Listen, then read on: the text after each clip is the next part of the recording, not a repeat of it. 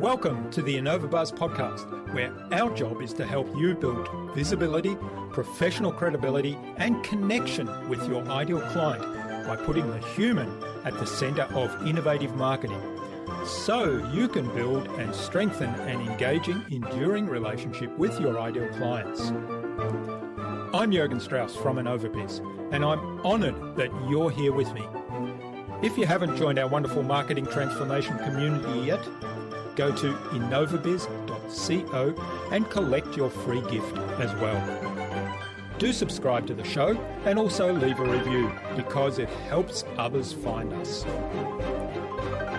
Let's get into today's masterclass on this InnovaBuzz podcast.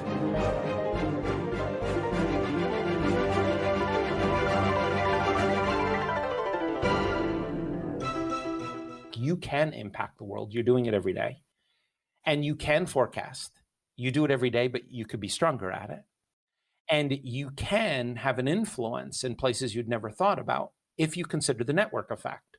The people that you influence others, which influence others. So you have a voice, and you have a choice to make that voice heard or to hide.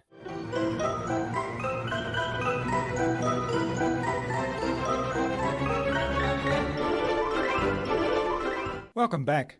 I hope your week's been awesome so far. If you haven't had a chance to listen to my recent conversations with content strategist and writer Lacey Boggs, or with improv coach Jay Suko, then do check them out. But only after you've listened to today's conversation, of course.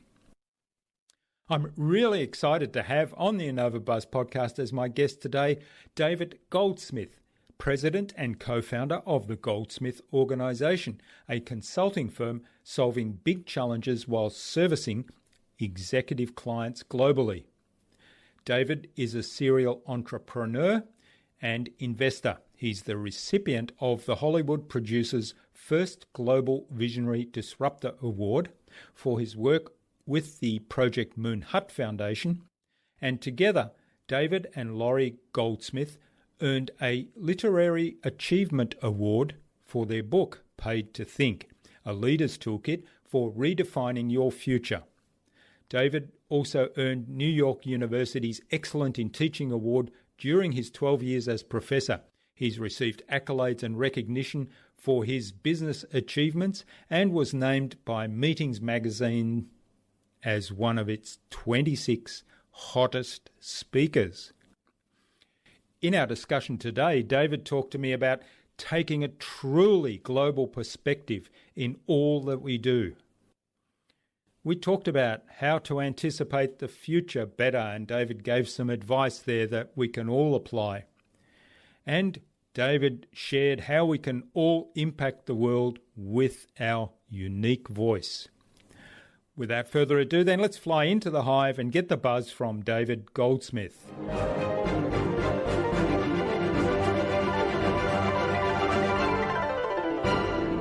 Hi, I'm your host Jürgen Strauss from InnovaBuzz, and I'm really excited to welcome to the InnovaBuzz podcast today from New York in the USA, David Goldsmith. He's president and co-founder of the Goldsmith Organization. He's a serial entrepreneur, he's a speaker, and he's author of the book Paid to Think. Welcome to the InnovaBuzz podcast, David. It's a real privilege to have you as my guest. I'm honored to be invited. Roger Salem, who was our guest on episode 313 of the InnovaBuzz podcast, suggested that we have you on the show for a conversation. So big hello to Roger. Yes, big hello. And everybody makes mistakes, so we invited me. Now, I was fascinated. Your background in university was in science, but you didn't actually go into any career in science. You started up a business in university, and you've been on the internet ever since then. So you were telling me just before recording that the early days of podcasting. So how did you kind of discover that the internet was the place you were going to do your business and make your living? Well, actually, I haven't made my living off the internet, to be a little bit more precise, but I could share with you how I got onto this whole construct of using the net. I'm not a year person, so it was early in the 2000s when I had been, a group of 6 people were on the phone talking about the potential to set up the first chapter for New York State for the National Speakers Association. There was a chapter in New York City, but that's very far away from someone like me. And it was a tri-state chapter. So we were setting up this chapter, and I had actually put them on mute. And I was not paying attention. And before I knew it, I heard this phrase, "Congratulations, David, you are our first president." And I didn't know how to react, so I reacted, thankfully, like, this is great. And at that time, there were challenges, and there are more challenges in the consulting speaking industry, and they continue to evolve. And I knew if we were just a typical chapter, we would not get the visibility we needed to be able to grow. So over the next 2 months, we created multiple products. One of them that I decided would be valuable would be a telecast series. They weren't called podcasts, they were telecast. And it was a means by which to reach a distributed group of individuals. New York State is a large state, not relative to Australia as a country, but the state goes about 15 hours driving or 17 hours driving from tip to tip. So we didn't have a lot of density. And I said, what if we could create a virtual type chapter, virtual and in person? And one of the products was this telecast. So I decided we would interview people who were difficult to get a hold of and then record them. And our first series, I remember one guy said, "I'll hold the phone to the recorder." So we didn't have this technology. We actually had a recorder held to a telephone. And it was a mobile phone, but still mobile, recorded. And then we grew. And at one point, as the series evolved, someone in California said to me, "Well, how could we get copies of your interviews? Because you're getting people we would never be, are very difficult to get on." Tom Peters took me 2 years. Jay Abraham became a good friend of mine, but that took over 2 years. And what we decided to do was white label it, where our podcasts or telecasts would go out. And before you knew it, we had over 1,000 members, including Australia, and you're from Australia. So we had the Australian chapter was a member of our New York State Chamber, National Speakers Association. And so too were many others. So we had 17 presidents of other chapters around the world. We had people from China. We had people from Israel, people from South Africa, and they had joined up because of this podcast that we had developed. So it was, I believe, a successful product. And we did about 150 podcasts from, the names were icons in the industry at that time. Interesting. And did you have any idea when you first went down that track where this whole thing would lead in terms of the podcasting and the online video conversations that we're having today, and indeed the internet itself? I wouldn't say that I completely forecasted the evolution of the internet. That would be a very far stretch. I can say that I was amazed at how powerful the reach became. Yet, to some degree, my approach to the podcast was very different than I believe many individuals who are podcasting. I would say often, and I still say it today, we have 2 podcast series right now running, is I speak to an audience of 1. And that always confuses individuals. Why would you speak to an audience of 1? Is that two pieces to this. 1, in a given year, I'm going to ask you, how many hours of education do you normally get in a year? Physical education, how many hours? Physical in person or? No, just a really getting an education. How many hours do you normally get? In a year? Yeah. I'd say it's probably thousands. That's because of now with the technology that exists. But before that, people would say, "Oh, no, I tried to go to a class. I tried to do something." Well, I've done 2,800 interviews. Not all of them are recorded, but about 190 are. So the interview is my lesson. So I would have between 100 to 250 hours from some of the most famous individuals or most brilliant, some brilliant individuals in the world teaching me. So that was my education source. My second part of it was that I wanted to create a relationship with the person I was speaking with. It wasn't about the marketing. It was, I wanted to learn from you. But if I can learn from you at the same time, I end up with this relationship that can never be unbroken. And I did, to give you an example, I did an interview with Brian Tracy. And when I was done, Brian said, this was probably one of the best interviews I've ever had. And I don't know if you know the name Brian Tracy. Oh, yeah. Eat that frog. Yeah. Yeah. And he said, whatever you want, you can have. And I said to him, I should have asked for being on stage. No, I didn't. I wasn't that smart. I said to him, I want to interview Jay Abraham. And he said, no, I said, yeah, I would like to interview Jay Abraham. He said, done. I said, what do you mean done? He said, done.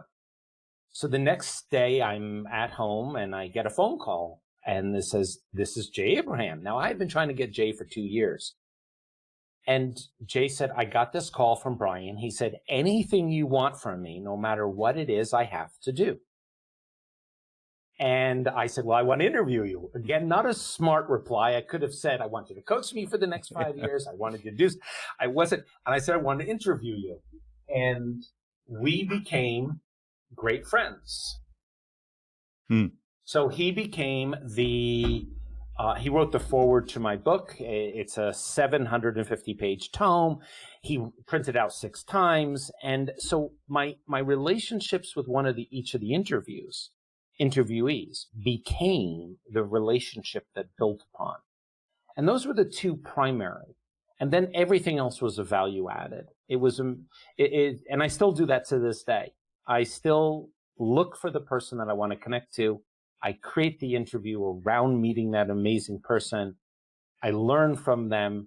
And then the audience of one is solved. Anything after that is a bonus. It's icing on the cake. Yeah. Yeah, I love that approach. My philosophy around this podcast is very similar in terms of, for me, it's an hour's masterclass each time I do an hour conversation with someone. And the bonus is that I get to share it with my audience, so they get to listen in. Well, it's so to answer your question, did I know what the future would be? No. Did I understand that I needed to learn? Yes. And I still, to this day, I have some amazing guests and I learn a tremendous amount from them. I was listening to a podcast, I think it was, that you did recently, and it was talking about the response to COVID and what's happening in the future, how you saw us coming out of this COVID. And one of the things, because you touched on it just briefly then, the international aspect. And one of the things that fascinated me was you were talking there about people need to understand what's going on in different parts of the world. And unless you've lived there and unless you've taken the time to really kind of feel that, it really restricts your thinking. So talk to us a little bit about that, because that's something when you started talking about that and when I was listening in on that, I thought that is something that I've always felt, because as somebody who's kind of grown up in different cultures and traveled around internationally a huge amount in my corporate career, I always felt that people didn't see what was going on around different parts of the world and didn't have, they had a very blinkered vision. Okay, that's a very good question. And I'll try to bring it from 3 different components that I think are valuable. The first one is, and it's a kind of a jump to make this happen. When I wrote the book, and I wrote a book, a lot of people have written books, so I'm not saying it to say anything amazing. When I wrote Book Paid to Think, the most difficult chapter in the book to write, and you could have seen how thick it is. Yeah. It's a tome. It took 12 years to write. Was the chapter on global awareness. I asked individuals, executives, how do you get people to be globally aware? And I had the worst answers in the world. Have people travel. I know people who travel are not globally aware. They see the Leaning Tower of Pisa. They go to the next one. They go to the next one. They said, have people live in a country. I just came back this past year from Hong Kong, everything happening in Hong Kong. I've lived there for 10 years. I've lived in Europe. And I know people who've lived in the culture, didn't do local activities, couldn't say a word of Cantonese. So just because you live someplace doesn't mean you understood it.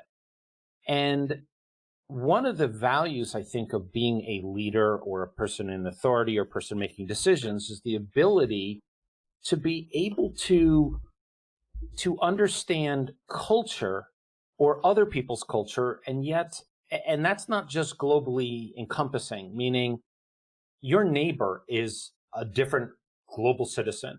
They might have a different culture, they might have a different background, they might have a different orientation to the world, a different understanding of politics. So what you were referring to when it comes to COVID is this.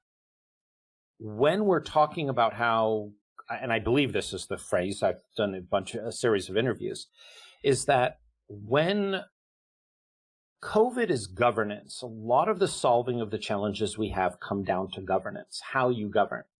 And it was in the early part of COVID, I think it was in March, where I did a podcast, not a podcast, I did a video. And I said on the video, what are you not seeing? And I was asking individuals all over the world, what don't you see? And I didn't get any good answers. And I said, what you're not seeing is Philippines, Indonesia, in Bangladesh, India, Pakistan, the continent of Africa, Brazil, and Mexico. These are places that have slums that are up to 2 million people. They can't get 2 meters from one another. They are not capable of getting fresh water. They're not capable, just to list access to medicine. And I said, unless that gets solved, no matter how much is done in all the other 195 minus countries in the world, we will never go back to normal. And we won't go back to normal because of bias and xenophobia and all the challenges that come along with it. So there was an event in Barcelona. It was the Mobile World Conference that was canceled in February. And it was canceled because people were afraid of the disease coming from Wuhan. Now, I'm going to be very specific. I say this often. It didn't come from China. China's the same size as Europe, the same size as the United States. All of China never got the coronavirus. Wuhan is a city like New York is a city, like Sydney is a city, like all the other countries have cities in them. And let's say it was canceled because of fear of people coming from Wuhan. So let's have an event next year in Berlin. And someone shows up and they're wearing a turban. We can't have them. It's all in India. Yes, but I'm English. I'm Portuguese. I live in Brazil. I'm from Brazilian. And the challenge is, if you don't understand cultures, if an individual doesn't have a grasp, it makes it very difficult to make value-based decisions on a total scale. So the one trick I teach people, and maybe this is useful to you, is I always say, always, always, always start with 7.5. 7.5 billion people. So when you say, well, everybody thinks that way, all 7.5 billion, everybody understands that. All 7.5 billion? Now here's where it becomes tricky. You've traveled the world. I've worked in Bangladesh, Sri Lanka, South Africa, Colombia. I've worked in Russia. I've worked in Denmark. And I go around the world. And working is different than speaking or visiting. Because when you work, you get to know their cultures, their customs, their activities. And you would understand that solving the pandemic or solving the challenges of COVID is very different for everybody in the world. And we, I think as humans, try to be very concentric around our own lifestyle, and our own approach. And I think that jeopardizes the solution to, in this case, a pandemic or world crises that exist. Yeah, I don't know if I answered that well.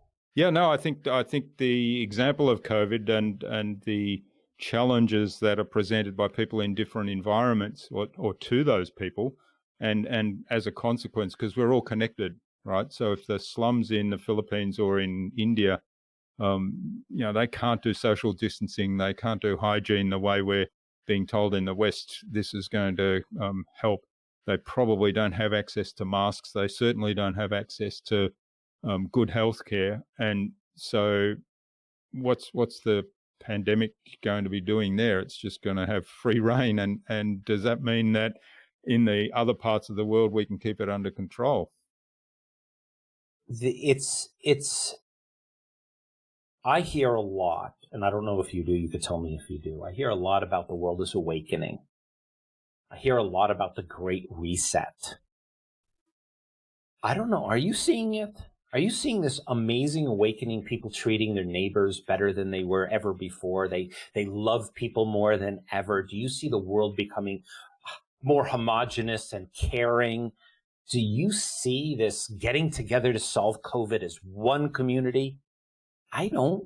Yeah, I don't know, do you? Unfortunately, no. I mean, examples where people are treating their neighbours, caring for their neighbours or so on, are highlighted as, see, this is evidence. And unfortunately, they're actually in isolation, and I often think, why is that being highlighted? Because that's the right thing to do. And yet, I'm seeing, for example, just here in our local area, Melbourne has had what they're calling a second wave. I'm sort of a bit scared that it's actually still the first wave. But they've had a big spike after seemingly having it under control, and now the government has very strict lockdown measures in place, and the amount of political backstabbing that's going on for people that are basically just observers and criticizing the government who are taking action, whether it's the right action or not, but they are taking action and they are having an impact on the numbers of infected people, and they are having an impact on reducing the number of deaths, and we've had quite a number of deaths. But then there are people saying, but the economy's suffering, so we have to open up the economy. And I often think, a friend of mine said, I feel like telling people, open up your Facebook feed and now point out, and it's got to be close family or close friends, point out half a dozen people that you're happy to see die as a result of the COVID, and then tell me that we have to open up the economy. A question for you, because you just brought it just came to mind. You said you might be entering the second wave, and my reply was no, it's still the first. So my question to you is, when you say you're in the second wave, are you seeing your second wave as 7.5, or are you seeing your second wave of just your geography? This is just our geography, and this is what we're being told. So that's why I'm saying I think we're still in the first wave. And that's where it becomes that whole construct of 7.5. If we look at this as a global pandemic, then we can't have someone that said Israel's on their fourth wave, or Hong Kong is on their fourth wave. How are they on their fourth wave? It's a global pandemic. We have to evaluate it. Is it still going up in the world? And I remember, probably you do, looking at Worldometer or one of these others you saw, you remember it was 30,000 people a day, and now it's 300,000 people a day getting it. To me, on a global scale, this is the first pandemic. Now, here's the good part. And I don't know if this had an interview, so I think it would be good for the readers, the listeners, to hear this, because it helps me every day. I decided back in March to start doing some research. And we've all heard about the Spanish flu. We've heard it was 1918 to 1920. We've also heard that there have been other pandemics. So let's do a little quick tour. The Black Plague. Do you know how many people died during the Black Plague? No, I don't. 200 million. You know how many people were on the planet? A lot less than now. 400 million. So 1 out of every 2 people theoretically died. So, and the numbers were probably not kept very well, but it meant that almost 1 out of every 2 people you met died. Okay, so then let's travel to the pandemic of the Spanish flu. And if you do the math, there were approximately 1/3 of the world's population got infected. That's 500 million people. I think today we're about 30 some odd million, but 500 million people were infected. But that's 1/3 of the world population. If we take 7.5 billion, that means 202.5 billion people must be infected to equal the Spanish flu. 50 to 100 million people died. So how many people would have to die today to equal the Spanish flu? It's math. It comes out to between 250 million to 500 million people must die to be the equivalent disaster of the Spanish flu. Now they did, I hate the word for social distancing. You and I are becoming friends over this. So we are socially connected. I always say physically distancing. So physical distance and masks were the recipe for that.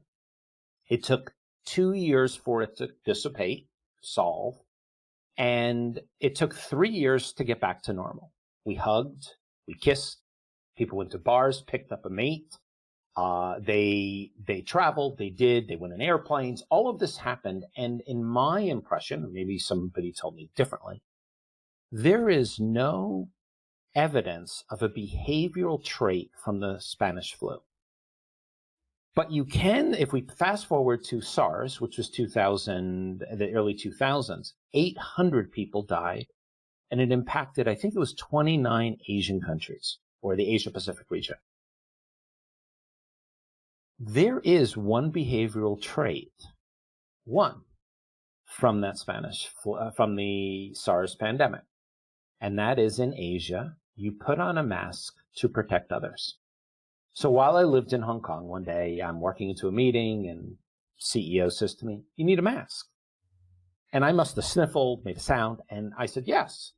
And I wore a mask. It was hot. It was uncomfortable. But in Hong Kong, you put on a mask when you felt ill to protect others. So if you went to an airport and you saw someone wearing a mask, they were doing it as a courtesy to you, not being afraid of you as a person.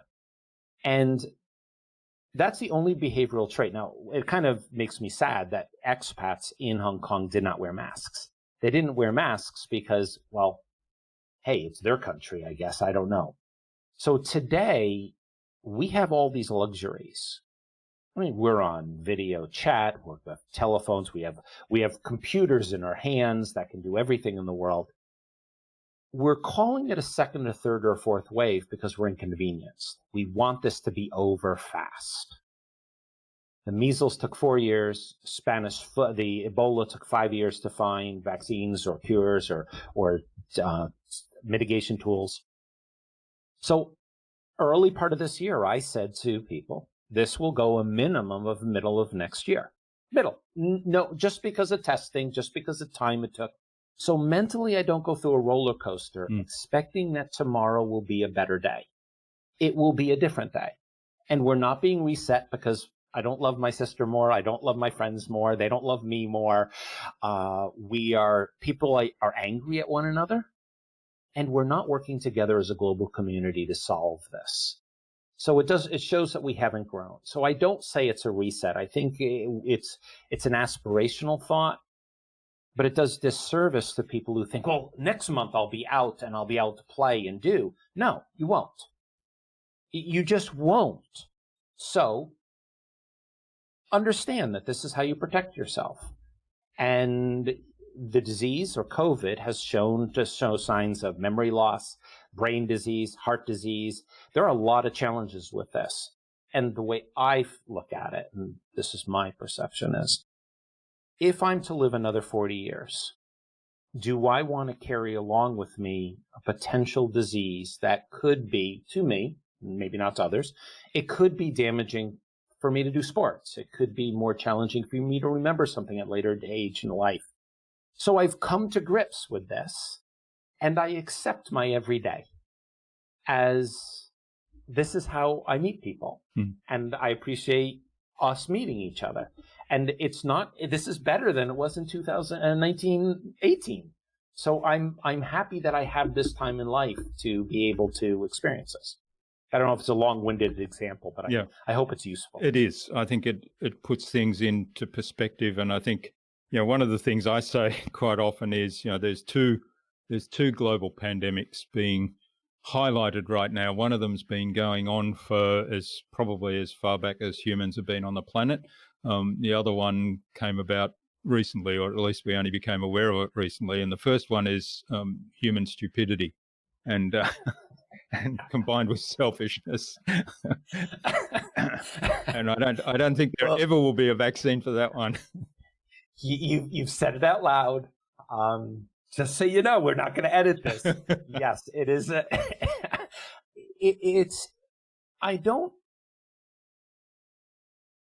I heard recently, I didn't read it, I heard recently that let me take a step even further back. While in Hong Kong, I was working with this one woman, this one person, she happened to be a woman, and she said to me, I don't know why we focus so much on eyes, where people have just as much difference with smell, with taste, with ears, with their sound, and other sensory perception, that we focus just on one area. And when it comes to forecasting, to be able to look into the future, some people are really good at it, and some people cannot do that. So my question becomes, when you look at humankind as a whole, did our biological upbringing, did our makeup, did the ability for some people to be able to think and some people be able to do with their hands or create, some people be able to be very mathematical, while other people are very musically inclined? Was there a value 50,000 years ago for that diversity that to some degree allowed them to thrive, where today we're stepping all over each other and it doesn't serve its purpose the same way? And I don't know that answer, yet I sometimes ask myself, which I'm assuming you would probably too, why does that person do well? They can't tie their own sneakers. They don't know how to drive a car. They can't do about 80 things that I know you could do, Jargon. You can do them. And you say, and this person made $50 million. They can't do anything but this one thing extremely well. Is there some human existence capability that fulfilled itself then that doesn't fill it now? I don't know. Yeah, it's a fascinating topic, and I think the idea that we focus so much on the eyes and all the different senses, and I know certainly with listening, people listen quite differently, and some people overhear things. They just overhear them, and we think, well, maybe they're ignoring us or ignoring what's being said or ignoring the sounds, and yet maybe it's actually they can't hear them. And we know that people that are vision impaired, for example, compensate by having heightened awareness in the other senses to match up for the fact that their vision isn't as good as a sighted person. So perhaps that's what's happening. So there's a focus on one or other senses. And there could be a cultural component of that too. I remember when I first arrived in Hong Kong, the old adage or saying is that Westerners will say all the Asians look the same. But West Asians would often think, and they'd look at me and say, I can't tell the difference between you and me. Like, you can't see white hair, red hair. No, they don't. And so I asked my first friend I ever had in Hong Kong, I was sitting down with her and I said, how do you fill out a police report? So what do you mean? I said, if you had this describe somebody for a police report, how would you describe it? Guess what was her first thing that she said? I don't know. Number of eyelids. No eyelids, one eyelid, or two eyelids. Wow. And I'm thinking to myself, you see eyelids? And I didn't see eyelids. And then she said round face, oval face, jawline, because as a Westerner, it's red hair, you have hair, you have different colors. It wasn't that answer. And that's because culturally, to to be able to understand the Chinese language or to understand Asian languages in particular that I'm thinking about, not that they're very difficult languages in Eastern Europe, is the length of a name for a Thai person is so long. Just to say some names are very difficult for somebody who's not from the culture. But the Asian ear, Chinese ear, not Asian, I'd say Chinese ear, is much more fine-tuned to hear all the differences in sound. Ma, ma, ma, ma. I mean, they mean something different. One is a cloth, another one is a horse, another one is a... So to be able to differentiate. So I think that that differentiation might have served a purpose that today runs amok, becomes a challenge. I don't know. I probably should ask an anthropologist what their thoughts are on it. Yeah. Yes, but I remember I used to have interesting conversations because in Asia, the Asians would often make fun of us and say, "You guys all look the same." And we do. And the thing is, in my place is, I have to honor and respect that. I just did a podcast with Namrata Gatswani. She is an Indian person. She's from India, lives in the United States now, and it was on China's space ambitions. And she will tell you that I often would say, wait, you have to look at it, that their ambitions might be antagonistic to parts of the world, but to them, that is how they're thriving. That's their way of living that that this might be encroaching on. There's 1.4 billion people. That is the United States at 330 million people. That is Europe with 400 and some odd million people. Then you add on top of it, you could put Japan in there and you could put Russia in there, and you still wouldn't equal the total of this one country that is trying to survive, thrive, give its people its resources. I'm not saying what they're doing is right or wrong. It's a perception. And the more we can understand and come from 7.5, the more or better I think we can make decisions about how to help and change this world, this planet that we live on. Yes, global awareness and thinking in the perspectives of other people. And I'm always fascinating. I mean, there's a lot of stuff going on in politics right now to antagonize the Chinese. And if it's intended that way, then those politicians are doing a fabulous job. But I suspect that they don't intend it that way. And then I always think to myself, why did they say that? And why did they expect any different response from China? I mean, it's kind of like a slap in the face, virtually. My South African partner at a company in South Africa said to me once, when China strikes, you never hear a sound. If you look at China's history, they are typically not the aggressors declaring war. They will fight, but they have not declared war. Again, I'm not saying I believe in China's politics. I'm not saying I believe that that's the best way to have a culture. I'm just taking it from the perspective of someone who's lived in Hong Kong, been in the Asia Pacific region for 10 years, and has relished in all the diversity of this entire planet that can come from Colombia to Israel. So the approach. One of China's values is saving face. I don't know of many countries off the top of my head, let's say Western, where if I went Estonia, Latvia, Lithuania, Hungary, Bulgaria, if I went Germany, Poland, France, UK, Canada, if I went down through the United States, Mexico, and all the way down to Argentina, I can't think of many countries in the world that has that cultural understanding or belief structure. So if an individual negotiating, working with, participating, doesn't know where that place comes from, it's very difficult to understand their reaction and how they will play the game. Yeah. And that's a I about 3 weeks ago, I was at one of our rental properties, and we had branches hanging over the top. My wife doesn't like that I do this, but I have 2 chainsaws, and I've got full climbing gear, and I'm a big tool guy.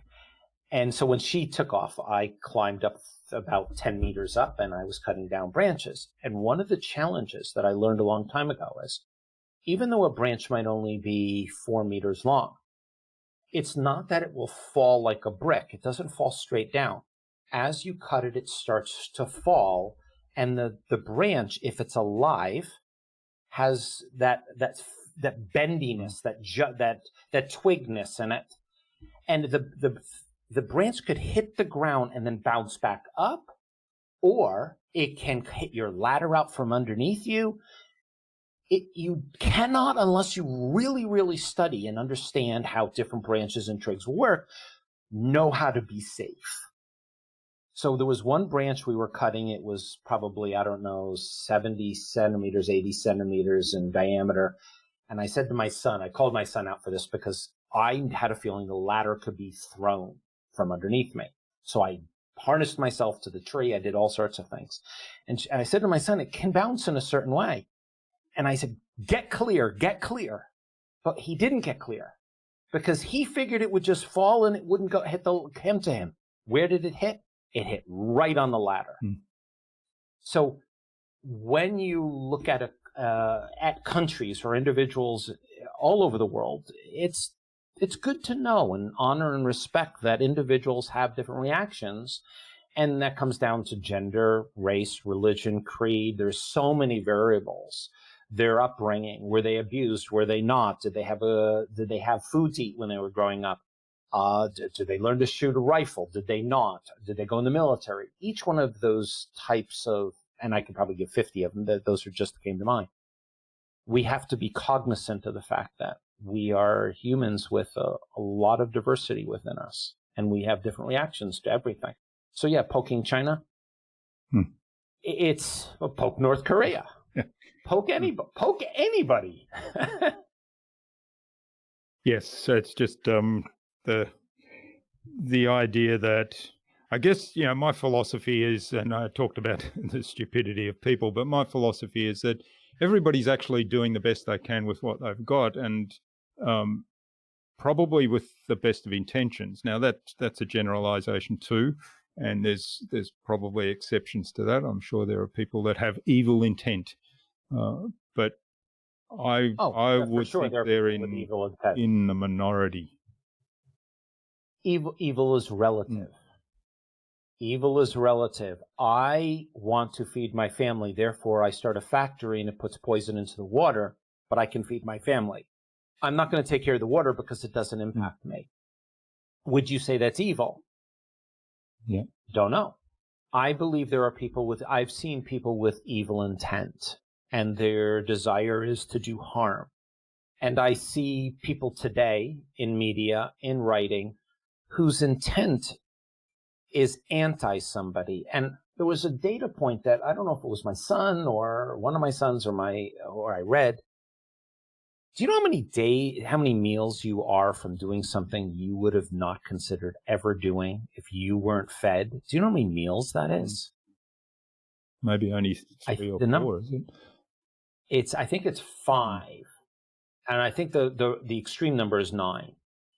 The things you would do if you knew you couldn't eat for 5 meals and there was no hope. If you had a family and they had not eaten for 5 meals, what would you do to justify your existence? That you might have thought today was incomprehensible. And I guess I'm saying that the judgment that we have is very situational and very difficult to truly comprehend where everybody's coming from. And today's pandemic has, again, nothing like the pandemics I described earlier, yet there are huge consequences to the actions that we're taking today. And my hope, and that's what I think if you did some of the research you saw, I've got a foundation we're working on. We want to improve how we live on Earth for all species. Every day I wake up and work on that. So I'm hoping that we can take this planet and change it in a way that maybe the next 500 years will be improved for individuals. Mm. Well, we've talked a lot about COVID. I mean, there's lots of other issues that the planet's facing, and what I'm interested in exploring a little bit in the time we have left is, in the book Paid to Think, and we've talked a lot about perspectives and how can you be more globally aware and putting things in perspective of there's 7.2 billion people in the world. So to think in terms of what's happening in my little family or my little community is a data point that may not be actually globally relevant. How do people kind of move between those things? I mean, obviously, within my little community is where I can have a direct impact. I can do something here and I can make an impact on that community. I can't necessarily make an impact to 7.5 billion people unless I'm in a different position than I am right now. But how can we develop our thinking, or how can we move our thinking up and down in the trenches where we are right now, but then up into what's the bigger picture look like and what implications does that have? And clearly that's the sort of thinking we need to develop to start to think about, well, what can we do to create that better future? Let me start with a question. How many people, and this is not going to be anything I research, how many people listen to your podcasts? It's probably between 1,000 to 1,500 for each episode in the... Okay. Have you gotten feedback from different countries around the world from your podcast? Yeah. All different ages? Yeah, I'd say so. All different types of roles and responsibility? Yes. Could you possibly have impacted 150 million people? Because their decisions impact other people? Mm. So there's a saying, and I don't know, I'm not a saying guy, so I don't remember it, so please don't hit me over the head with this, but there's a saying, give me a lever long enough and I can lift the world. Mm. You're using the lever of a podcast to get a message out to individuals, whatever that topic may be, to influence their ability to perform, to improve their performance, to improve their lives. I've got to believe that is some part of your genre, some part of your theme, some part of your underlying core to make this happen. Besides making money and besides being visible, you are trying to help individuals. So with what I just shared with you, does 7.5 billion seem as difficult? No, it doesn't seem as difficult. It's okay. I mean, it's the case of, as the message gets spread out, it's a network, connects with lots more people each time. So one individual listens to your podcast, and you had a sample that you put on your page that said the virtual dinner. I don't remember the guy's name. He put on virtual dinners, and your audience could have listened to that podcast and put on a virtual dinner and maybe created a new community forum or a new community way of living or a new product that reached out and did something that gave somebody the ability to potentially feed their family. You don't know. So my point is the challenge to answer your question, I think I'm partially answering it, is that you have a lot more influence and you're not just local. Actually, let me give one point to that. I was asked to speak at the Radio Broadcasting Association. I forget that was the name of it. And one of the challenges to the radio industry was they were becoming they thought that their space for radio became very local. And they were still having trouble getting people to listen to their radio because they were really trying to focus on the local. And on stage, I said, I understand you're trying to be local, to meet local needs. But to an 18-year-old or a 20-year-old, this was probably 10 years ago, what is local? And someone said, oh, the whole world.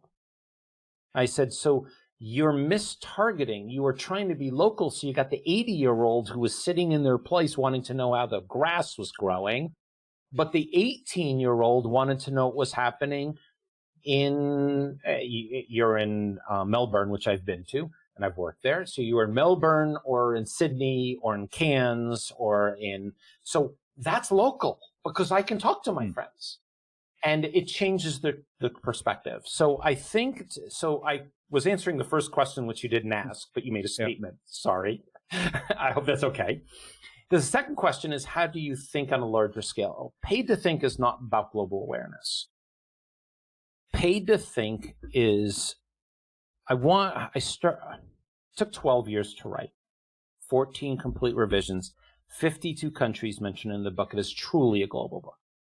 And its approach was not to be that. It was, I started writing for me because I was tired of reading from the experts. All you had to do was tip. Well, if tipping was that easy, why don't we just hand it out to everybody and everybody could read the book and tip? Good to great. Well, if being great just means reading the book good to great, where are the answers? I couldn't find them. And I got frustrated. I'd spent all this time reading these books and I had no tools when I was done. So I decided to write for me what I thought was valuable. And that grew and that grew and that grew to a point where I was able to do a few things. I had done about 1,800 interviews by the time the book was written, but I interviewed people privately for the work I was doing, working with companies to understand them. And these were global entities. They were not a global company, meaning they were companies from all over the world. And I started to notice that we actually, or I believed, and I still believe, that we don't teach leadership management in the right framework. That to some degree, there are 12 activities that every leader is involved in profit, nonprofit, government, military, and education. No matter what you're in, they do the exact same 12 activities every single day, but they vary by how much.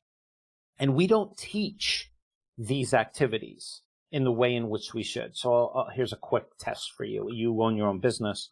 You tell me if any of these you don't do. Do you plan? Could be short or long term. Do you plan? Yes. Do you create new products and services? Yes. Do you create alliances? Yes. Do you leverage technology? Do you learn? Yes. Are you involved in understanding competition? Yes. Are you involved in being globally aware? Are you involved in the act of going out and leading, not just thinking about it, but acting, going out and leading? How about empowering people? Yes. What about innovating? Definitely. What about selling continuously? Yes. And what about forecasting? Yes. Okay, I could do that for every single leader on this planet, no matter what they do, no matter where they are, no matter what they're engaged in. Not just leader, any decision maker. We don't teach those activities. What we do is we build up the school, or call it a management or leadership school, and we tell them that they're going to learn and then go into a training program. But then we have a music school, and someone who's supposed to get out of the music school is supposed to be able to play music. An engineer is supposed to be able to do engineering. A chemist is supposed to do chemistry. A broadcaster is supposed to be able to do broadcasting. But a leader has to go to a training program. And what we do is we teach specifics, economics. We teach the specifics of supply chain. But in reality, the act of leading are those 12 activities. How we apply supply chain, how we apply our disciplines, no different than when you go into the military. You learn basic training, then you learn to shoot a rifle, drive a tank, and do other activities. And as a matter of fact, a general doesn't have to know how to drive a tank to be able to use one. And so what I did is I created for me an approach that said, what if we looked at this in a counterintuitive way? I mean, off the wall different. What if we taught people these 12 activities? Then they can work in a not-for-profit, take those same skills, go work in a profit. They could work in Thailand. They could work in Saudi Arabia. They could work in the Congo. They could work in Argentina. And all they would have to learn is the discipline of what they're specifically working in and doing. And that approach became a toolkit, a completely counterintuitive way of helping people to be able to realize higher performance all the time. And I talked about Jay Abraham. I was very cautious with the book. It did take 12 years. Nothing went in the book that didn't work in the real world first. But I remember sending the first chapter, the first time I ever sent the book to anybody was to Jay Abraham. Jay and I became friends, and I sent him the book. And I didn't hear anything from him.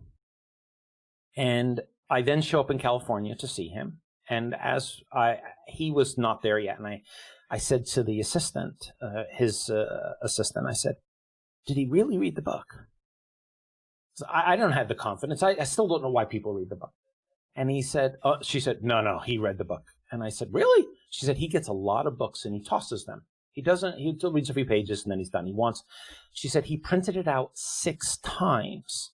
Now the book is 700 and, well, have you written a book yet? I don't know if you've written a book, Jürgen. A typical book is 30 to 50,000 words. A big book is 100. This is 297,000 words. So it's the equivalent of 6 books or 5 books, depending on how you do the math.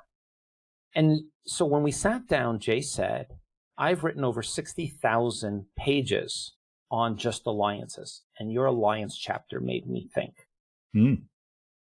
It was because it didn't come from the skill of learning alliances. It came from the skill of understanding alliances, and that there are 6 forms: ad hoc, consortium, project joint venture, merger, acquisition. Those are the 6 types. We don't create partners because there are 6 different types. So are you creating a project joint venture or a joint venture? Are you creating an ad hoc committee or a consortium? Are you doing a merger or an acquisition? Because they're different. And what are the pillars of developing them? And these are tools that I decided, for me, that the more I understood about them, the stronger I could become at what I do. And then I taught at NYU for 12 years, and I used it. Still in touch with so many of the students that we had. And I could say that I'm proud of it. It was very challenging to write because of all sorts of different, people don't want a 297,000 word book to be published. It's just costly to print. But it ended up being, we're still printing it, and it's still selling, and the CEOs of some of the largest companies in the world have read it, and we've won awards for it. So I don't know if that answered your question, but it's a different take on the paid the thing. Yeah. Well, there's certainly a lot in the book, and I'm still working my way through some of the chapters, and I've gone through some, and then it certainly. Oh, you've been reading it? I am reading it. It certainly does make you think. So I'd have to agree with that sentiment. I've gone back to chapters and thought, I've got to. So I'm reading and listening to the audiobook. So I sort of often listen back. I think I've got to listen back to that chapter again, and kind of because I get some ideas, and then I get challenged. Am I doing that well, or am I doing that badly? So, yeah. So. First, thank you. Thank you very much. I never expected that, for you to say that. And I do know people who have read, who get the audiobook. It's 32 hours long, the audio. And the guy said he's never touched anything like this. But what you're doing, saying you have to go back, the book is like an onion. You read it, and you're ready for the level where you are. And when we were writing the book, my wife would say, well, she helped me after 9 years. I had challenges getting the writing done right. And she writes it brilliant. She's amazing. She would say, we need to put the story here. And I'd say, no, the story doesn't go there. No, here it goes there. No. And 6 months later, I'd say, here's where the story goes. She's, how did you know? How did you know it goes there? It's that when you get to the book, at the end of the book, you'll be surprised at the very end, because you more or less became a beginner. by getting to the end of the book, because you will now see, like the Matrix, what you hadn't seen before. So how is your, it's making you think. I didn't know you were reading it. So the 12 actually worked the way I did it. What is the one thing that you feel comes out of it or changed you, or you are wrestling with, or what's something that you feel is valuable that you're still reading it? Well, I think one of the things that it's done for me so far is broken down the idea of, I always thought I can't predict the future. And I've always wondered that people that recognize trends really early, and whether they invest in the right things or whether they develop a product that, before its time, but that it's ready when its time has come. And so it's the first one to market and takes off. I've always thought, I'm no good at that. And it's certainly challenged that perspective, because it's taught me that there are some things that I should be paying more attention to that I'm probably overlooking or probably not listening to or watching, that will give me a different perspective on what might be coming in the future, or where things may be. I mean, there's never any guarantee, but just... No, there are guarantees to a large degree. That's one of the challenges is right now, unless I can predict a year from now, I can predict, and I'll be probably in the areas that I choose, I'll be nearly 100% correct. I can predict that a year from now I'll be a year older. I can predict you'll be a year older. I can predict that a year from now it'll be fall. I can predict a year from now at this time it'll be dark using the same scheduling. I predict right now the weather. I can predict a lot of things, biological, animal nature. So why don't we just predict the things that we can predict? And in the book, did you read the chapter? Did you skip to the forecasting chapter? I have skipped to it, but I haven't really read that one in detail, though. Oh, there's some things in there. There's some really cool tools in there, and you're going to challenge yourself to say, there are 3 different types of people in the world, broad brush. That means there are people who are retro. They live some in the future, some in the current, but a lot of time in the past. What's the data? What has it been? They talk about yesterday, what they've been up to. That's fairly easy to be. When you go to a dinner with your family, you tend to talk about today and what have you been up to. That's what a family dinner is about. The holiday dinner is, what have you been up to? So a whole conversation tends to be past. Then there's the current-oriented person. That person spends some time in the future and some time in the past, kind of middle of the road, and some in the present. You have to be careful of this person because their perspective is different. If I said to you, I'm going to build a nuclear reactor and in 2 years from now, I'm going to put on the stack, is that current or future? Remember, I'm putting a nuclear reactor, so I'm in the energy business. Is 2 years future for the energy industry? No, probably not. No. 30 years is. 50 years is. So that's still current. And a future-oriented person spends time in the future. They ask different questions. They're looking at and talking about what they can do, what they're building, what they're working on, what they see. And very few people have conversations future. It's very difficult. It's like climbing a sand dune. The minute you stop, you fall back. To be current, you can remember yesterday all day long for the next 50 years. But to know what's going to happen tomorrow takes a lot of work. So the equivalent is you really want to be a forward-oriented person. And the analogy that I use is if you're driving at night and you turn on your high beams, the brighter lights, why do you turn them on? See further ahead. Yeah. Why do you? No. See, okay. That's what you don't turn. That's the act. You turn on the high beams to anticipate better. The seeing further ahead is the data collection. So this way you don't slam on the brakes. You can take a turn better, but it also, your high beams go wide and they allow you to see the things that come from the side. So the same type of scenario is happening here, is if you can adjust your beams to not see a month in advance or 2, but actually spend some time 3 or 4 years into the 5 or 10 years into the future, you start to be able to react smoother. And to give you our Project Moonhut Foundation is to establish a box with a roof and a door on the moon, a moon hut. And its purpose is because I believe the way we're addressing, counterintuitive, the way we're addressing space industry is not functioning as well as we might think. And we have 6 mega challenges on this planet: climate change, mass extinction, resource depletion, social displacement, political unrest, and exponential imbalance. And not the 17 SDGs, I don't know if you've heard them, they're very difficult to remember. I cannot remember them all, and nobody I've ever asked has been able to cite them all. We have 16 major things coming our way that we have about 40 years to be able to solve in my forecasting.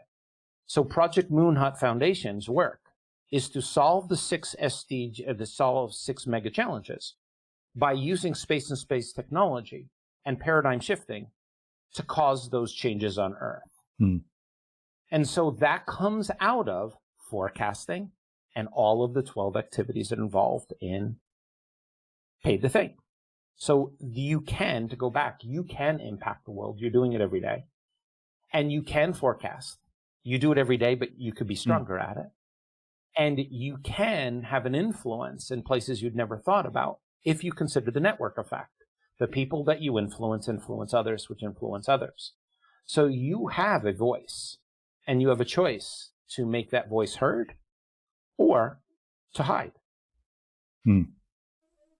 Well, that's fabulous, David. And I think on that note, that's a nice, positive, inspirational note. And I'm looking at the time here. We've gone quite a time, but I've really enjoyed this conversation. I think it's a good point to move on to the Buzz, which is our innovation round, and it's designed to help our audience who are primarily innovators and leaders in their field with some tips from your experience. So there's 5 questions. Hopefully you'll give us some insightful answers that'll inspire the listener to go and do something awesome as a result today and have an influence in the world. Okay. I feel like I'm on a quiz show. It is a little bit Go like ahead. that. What's the number one thing you think anyone needs to do to be more innovative? The number one thing is to cross the threshold very quickly. As a Buzz answer, we run into situations all the time where we can solve it or skip it. But when you take the second to say, how did that work? What does it mean? And you cross the threshold and say, I'm going to dig deeper. When you dig deeper, that's where innovation comes from. It comes from the ability to go further than just asking the questions with surface answers. And the amazing discoveries that come along with it are part of being an innovator. I can give others, but that's the quote first thing to mind. Right. So it's more than crossing the threshold. It's like, instead of just saying that's interesting and move on, it's that's interesting. Why is that, or what's caused that, or how can we change that or use it? Quick example. I'm living in Hong Kong. You can use the MTR, their train station. You go down and you have a pass that you could use. You go down and you realize you don't have your pass. You could decide I'm not going to go. That's skipping it. You could say, I'll buy another pass. People do this all the time, and then they go. And you could say, well, and they forget about it. Or they can take a taxi. But some people stop and say, I wonder how many people do this. And then they start to ask their friends, and they notice and they come up with an innovative idea to solve that because they started to dig. And you have to be willing to cross the threshold. What would it take to make that happen, to solve this challenge? And that's where innovation, that's where the tire hits the road, is when you're willing to cross the threshold. So there's a question there that I like to ask often, and it's, I have this problem right now. And is this a problem that I would have often? And is this a problem other people would have? So that kind of goes a little bit along those lines, right? Can I make a suggestion? When you use the word problem, it means tough, doesn't it? Like you have to figure it out. Yeah, could do it. But if you use the word challenge, how do you feel about the same thing? Like I have a challenge I have to solve, or I have a problem I have to solve. Which one sounds? They're both the same. Yeah, which would you rather work on, the challenge or the is problem? more inspiring. So I always use the word challenge. Not opportunity. That becomes that's another category. So if you change it to challenge, even other people will say, well, how do we solve that? But if you say problem, it's work. So just a suggestion. It's wordsmithing, yet even mentally it creates a new structure for you to rethink what you're addressing. Well, language is quite important in these things, and how you feel about the word. Certainly, I can tell the difference. And it tells yourself. It tells yourself about it. We don't realize how much we talk to ourselves. Since I'm 12 years old, I don't use the word STRES space. You can figure out the word, because the minute you say it, your body feels it. Just say it out. Can you know the word I just spelled? Say the word. Yeah. How do you feel? Okay. I don't say it. I say I have a challenge. I have a situation. I've got an obstacle, but I find different words to avoid that one word. And I counted once in 1 hour, one person used that word 17 times. We as a society in the English language, there are other languages that use that same word, don't realize how often we tell ourselves that the world is a problem and it's STR. And I say, don't even use the words. Stop talking to yourself. Yeah. Makes a difference. And also we kind of adopt it as part of our identity sometimes by using that language with I am rather than I'm feeling. I don't use those words. People say, how are you doing during the pandemic? I say, look, there's a road outside about 20 meters from my home. The dog leaves with my wife because she's safe with the COVID. So the dog looks at me and says, I thought I was the dog. You never leave the house. And I have left my home 14 times since November 25th of last year. 4 days to London, 3 days to Dubai. I was going to go back to Hong Kong, but with everything going in February. So, but I don't feel, they say, how are you doing? Okay. I said, I'm not socially distancing. I'm physically distancing. I talk to my friends all day long.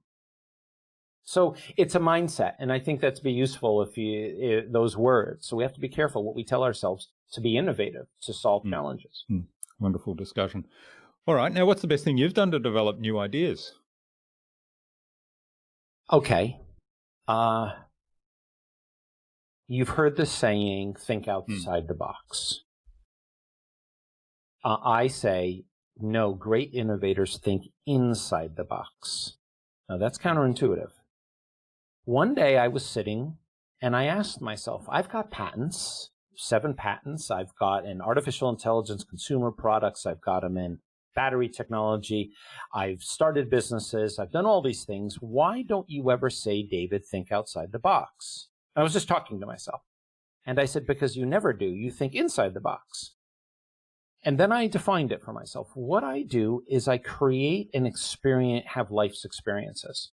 And the more experiences I have, the more situations I'm in, the more I learn from people like yourself, the more I'm out there. When something arises in my life and I have to solve it, I don't think outside, because you can't just create something new. I pull from my experiences. So I pull from my travel and work in Bangladesh, and I pull with working with Nandan Nalakani of Infosys, or I draw, paint, and sculpt. I do my own carpentry, plumbing, electrical work. I pull from the tree work that I've done, and I solve that challenge. But I can call a friend. So the best way for me, the one thing that I've done is I've collected and experienced the world, and I'm paying attention. I'm living it. I'm not taking photographs. That's not mine to show other people. I'm living the world. And in living it, I'm thinking inside the box. So I remember one day I was testing it with a friend of mine, Mort Grosser, who's got 4 Lear jets, 2 of them intercontinental. He knew Stephen Jobs.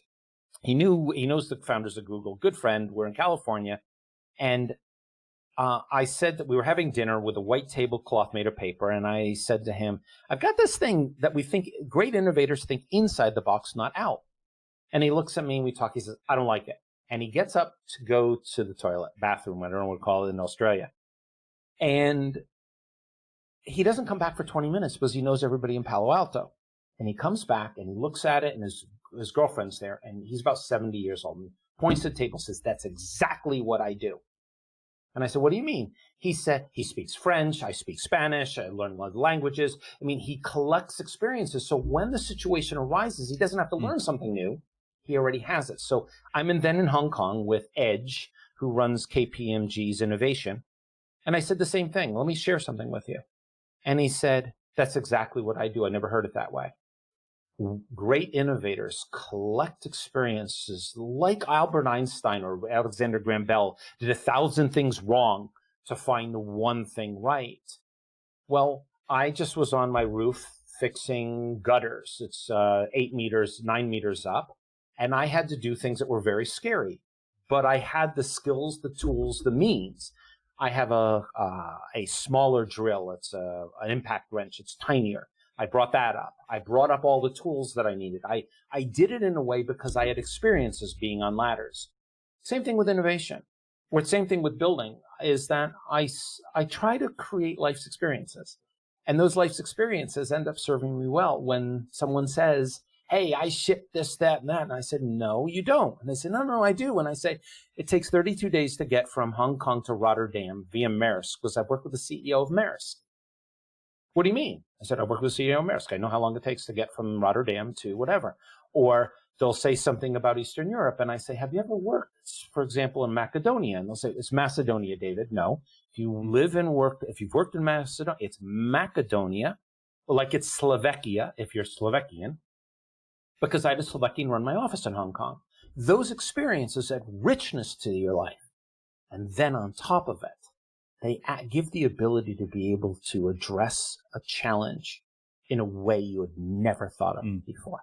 Yeah, that's brilliant. And it's connecting the dots, isn't it, with all those different experiences? You can't help it. You can't help it if you're living life and in the moment, if you share those experiences, if you dance. I love to dance. I can dance all night. If you've been to countries around the world, and I worked in Bangladesh. I thought I was going to Korea, but the guy was hiring me. He didn't tell me the job was going to be in Bangladesh. But I had the opportunity to work with some amazing people in Bangladesh, and the Korean group didn't speak English. The management, there was about, I don't know how many, 50 or 60, and they had 15,000 Bangladeshis. So I had to work in sign language for the Koreans and for the Bangladeshis. But that experience, oh my God, the things I learned being there, that adds richness and flavor. So that when I'm in an environment, I could say, you're from Trinidad, aren't you? And they'll say, "Thank you. You noticed." "Well, you said some things. You sound like you're Trinidad." Everybody says that I'm from either Jamaica or from the United States. I'm from Trinidad. And I remember sitting in the plane for 2 hours or 3 hours with this woman, because she said, no, to the person with her, "You go sit in his seat. I want to talk with him." Because I recognized her as a person, not just as a color or a position in life. So I think it adds a lot of value to being innovative and being a better human being. Right. I love it. All right. Now, do you have a favorite resource you use most often? I mean, it sounds like you've probably got thousands.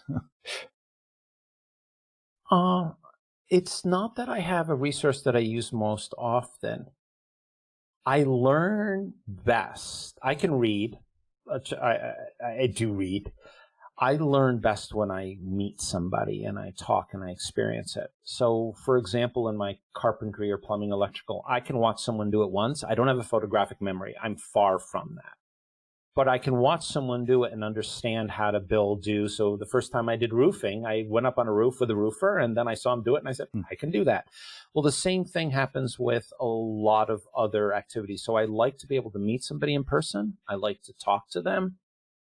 So that's my go-to if I really want in depth. Yet I can do the same as everybody. I can look at Google search. I can, how do I say this? I spend a lot of time thinking.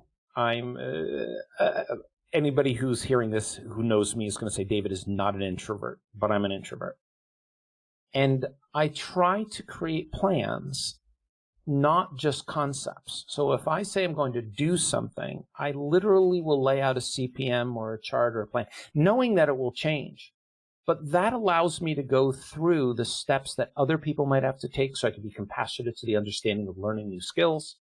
And I don't know, it's a tough answer because I don't have a lot that I go to, but I have a lot that I go to. And if you compared me to somebody else, they might have 10 times more, or they might have 10 times less and be more effective than I am. I just try to do the best I can. Yeah, I love it. So connection with people is really important, and learning from people. And, you've kind of talked to us about the global thinking globally and having a perspective of what's going on for different people in different cultures and different locations and different environments, then that's certainly consistent with that.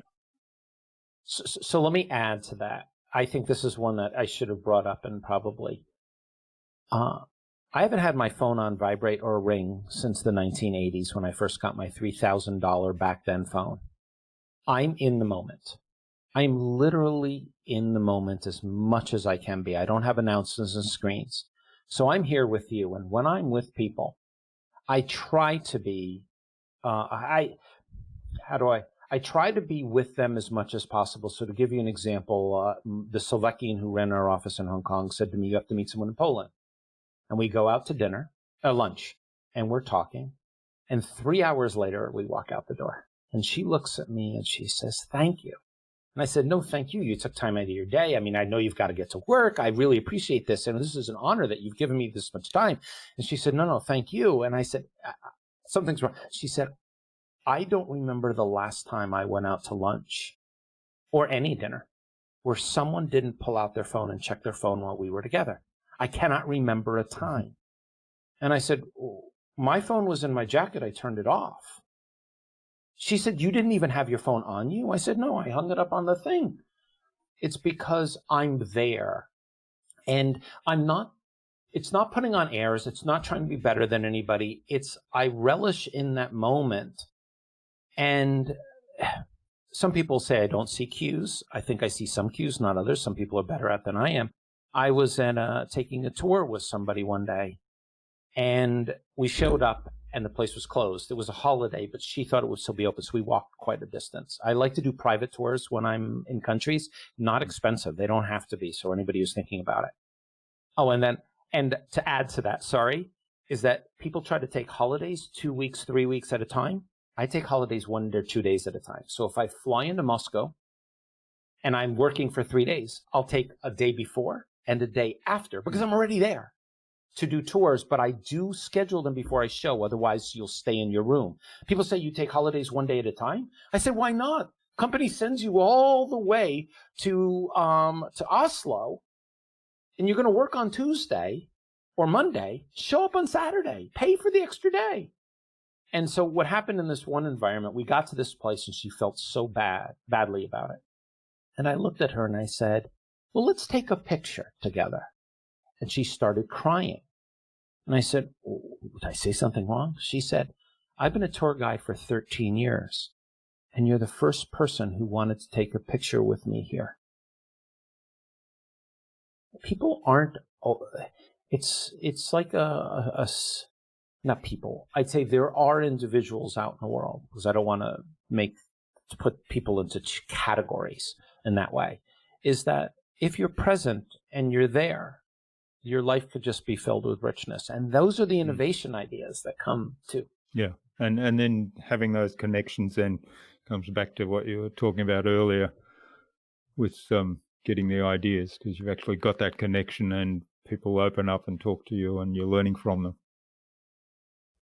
I just did an interview with someone that he said, you started opening up, so I started opening up. And I said things I've never said on a podcast before.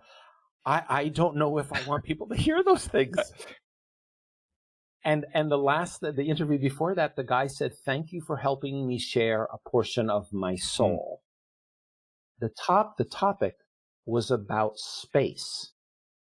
But the questions that I asked were about his connection and relationships and understanding the chemistry and biology and everything that went along with it. But if you're present, I think you can find, and I wish I was present more often. I do make my mistakes, plenty of them. But that's one way to really to learn and then have be inspired. One thing you might take away is I have this AIMED, AIMED, AIMED. I came up with not long ago. Aspirational, inspirational, motivational, educational, and directional. If you can fill your life with all of them, but a great leader, a great program, a great project, a great initiative is always aimed. It's aspirational, it's inspirational, it's motivational, it's educational, and it's directional. And great plans, that's what you want to achieve. And it comes from being present often. That's wonderful. All right. Now, what do you think anyone can do to differentiate themselves? This is in a world where someone calls themselves an influencer because they can dance on TikTok. So it's a scary question. One day I think in about 20 years, there'll be an algorithm that can search the web for how many times you've taken photographs of yourself. And it will come back 17,596 times in 10 years. And you ask me, does that have an influence on who you are if your major photograph is of you? To differentiate yourself, I don't know if I have a very universal answer for that.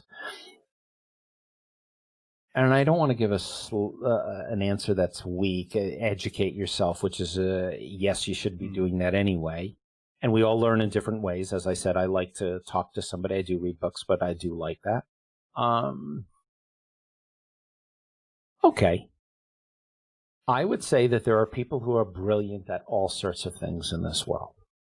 There are people who can play a musical instrument better than you can ever play. There are people out there who can draw or paint or sculpt better than you can ever paint or sculpt. There are people out there who can write better than you. If you really want to be great at it, find those people and explore what they see in you. I don't see myself. I see myself in the mirror and I see myself when I stick out my hand, but I can't get a good view of me. And other people, I try the old adage, I'm trying to surround myself with people who are better than me. Better is not or different than me.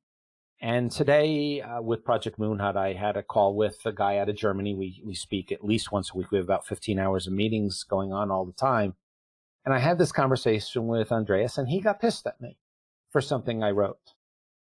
And he was upset at me, not because of what I wrote, but he thought I didn't understand something. And it came down to a language barrier. It was the wrong words, the wrong way. He took it a different way than I did, and we often have these exchanges. And then he would come back and he would say, but David, you need to do this. Very German. So I'm half German, so I can say that. My father was born in Germany. So, David, you need to do. And I'd say, but that's not my skill. It's your skill. That's why you're here, to help me see what I don't know. And I wish I don't know. That's such a tough question. There's just so many things that I need to fix about myself. So should I lay down? So I think that's one of the ways, is to find out the challenge that we have, I think, today in 2000, which has been around for a long time too, 2000s, 2020, is that we listen to what people give us without trying to interpret it and understand it. It is one person's perspective of you from one culture, from one environment, from one situation. And I won't name names. There are people who lose Google eye to some writers and to some people. And you have to be very careful. You need to get a semblance, a quantity of reviews from people and thoughts and things and explore. And I'll give you one story to show this. I'm at an event, the top 100 CIOs in the world, the largest companies in the world, for one of the largest businesses in BPO in the world, business process outsourcing. I think it was BPO, or I think that was it. And they had a guy get up and talk about a topic that he's an expert. He wrote a book on it. And he said something that I heard, and I said, wait. He said he's never been able to prove in the real world we're first. He was an academic. He writes about it. He's a brilliant writer. And we're in the lobby afterwards, and the CIO says of one company, well, we're going to do this. The guy said I should just make the choice, and I'm going to do this. And I said, wait. You have 25,000 people who are relying on your decision, and you're just going to do it? I can give you 4 reasons why it won't work. So I stood on stage afterwards. I got in trouble, but they knew I was right. They came up afterwards, and I said, the people who hired this person brought them to give you a perspective. They didn't say that everything they said they'd agree to. They wanted you to be entertained. They wanted you to be educated. But it's your role while you sit in the audience to make calculations as to what works and what doesn't. Just because someone wrote a book doesn't mean they're great at what they do. I ran the New York State National Speakers Association and I said, I ran this organization for years, and I can tell you a lot of speakers can't do what they say on stage in real life. A lot of people who write books can't do what they write about. So you have to be more prudent, more diligent, more insightful, and take the information and if you can't answer it, have other people help you. I don't know if I did that right, but I hope I did. Yeah, wonderful. Well, this is absolutely fascinating, David. I could go on for ages, but we've already gone well over time allocated. So where can people reach out, find out more about you, get a hold of your book, and maybe even reach out and say thanks for what you've shared with us so generously today? We'll do a few things. If we go back and forth, I'll send you the first 3 chapters digitally. So that you can have that, and if you want to distribute it, people can start reading the book. I think just that alone is a lot, but there's a value, 2 or 3 chapters. I have something that I can make. So that's one. The other one is you can reach me at david@davidgoldsmith.com. Very easy way to get a hold of me. It is on LinkedIn. If you know the LinkedIn series, it's LinkedIn / and then your name. Mine is David Allen, Allen Goldsmith for LinkedIn. And then Twitter is at Goldsmith. Instagram is at Mr. David Goldsmith. Someone else made that for me, gave me that title. So I think those are a few ways to get a hold of me. Great, thanks. And we'll have links to all of those. Oh, and Paid to Think is on Amazon. So we'll have links to all of those in the show notes, and people can click straight through. So finally, David, who else should I get on the podcast and why? I knew this was coming because we had brought this up earlier, and there are a lot of people in the world who are amazing, and I tried to think of somebody who would come on the show because a lot of individuals are not as easy to get on a show, and I think this guy's he's an interesting and amazing guy. His name is Peter Williams. He is living in Hong Kong, and he has a way of connecting to people that's admirable. It's his way of changing the world, and I think he would be a good interview. I think he just has a different way, and I'm actually speaking for his group on Friday about how to change the world through Project Moon Hut. I'm speaking Friday night with Hong Kong to go over. So he's a great guy. I can connect you with him. All right. Well, that would be wonderful. So we'll reach out to Peter and have him on the show, have that conversation as well. So thanks so much for sharing your time so generously today. I mean, we've gone well over the normally allocated time, but I think it's really valuable. There's lots of lessons and lots of challenges to conventional perspectives that we've talked about today. I've really enjoyed this. I'm sure the listener will get a lot out of this. I've learned a lot. So thanks for all you've shared, and all the best, and let's stay in touch. My pleasure. This was it was great to connect with you here.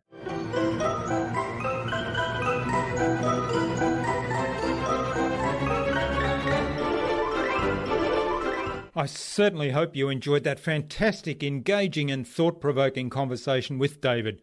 We certainly covered a range of topics. For me, there were 2 themes that came out of all the topics we discussed, and they were digging deeper with curiosity and taking a global perspective, which often changes our opinions on things that we've so far only experienced in our limited local environment. I'd love to know what you took away from David's episode. leave a comment below the blog post, which can be found at innovabiz.co/David Goldsmith. That is DAVIDGOLDSMITH. All lowercase, all one word, innovabiz.co/David Goldsmith.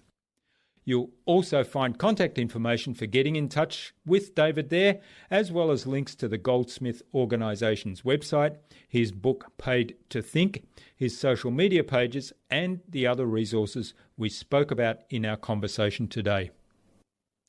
If you liked this episode, please do share it with 2 other people that it might help.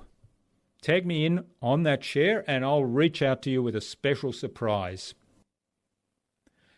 David suggested that we have a conversation with the author of Productive Accidents, a playbook for personal and professional adventure, Peter Williams, on a future InnovaBuzz podcast episode. So Peter, keep an eye on your inbox for an invitation from us to the InnovaBuzz podcast, courtesy of David Goldsmith. Tune in again to the next episodes of the InnovaBuzz podcast, where we've got yet more fantastic guests lined up, including Yaro Starak of Inbox Done and Blog Mastermind, and Steve Brown, author of The Golden Toilet. Thanks for listening to this episode. Make sure you subscribe to the show to be reminded of new episodes. It's free to subscribe. Leave a review if you like. Even if you don't like me, I'm okay with that. I'm asking you to leave a review because it helps other people find this show. Go to innovabiz.co to join our marketing transformation community and access a free gift my team and I made for you. It's the Marketing Master Mini Class. We want to give you everything you need to transform your marketing into a human-centered, relationship-focused growth engine. Until next time, I'm Jürgen Strauss from InnovaBiz. Remember, be awesome and keep innovating.